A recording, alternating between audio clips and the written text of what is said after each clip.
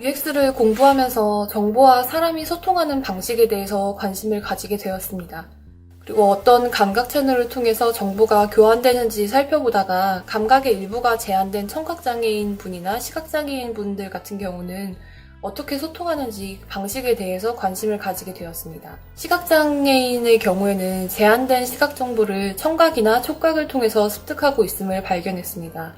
그리고 이 점에 흥미를 느끼고 시각장애인의 일상을 관찰하였습니다. 일상에서 가장 불편함을 느끼는 경우가 대부분 이동에서 발생을 하고 있습니다.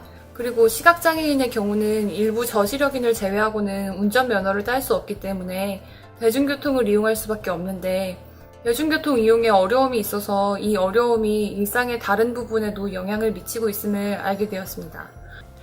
그래서 저시력인을 포함한 시각장애인이라는 타겟 유저와 이동이라는 상황을 설정하고 서비스 디자인을 계획하게 되었습니다.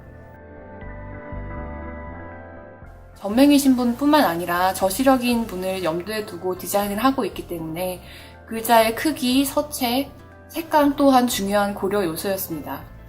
저시력인 분의 경우는 검은 바탕에 흰 글씨 아니면 짙은 파란색 바탕에 노란색 글씨를 선호하신다는 것을 알게 되어서 이것을 UI에 반영하였습니다.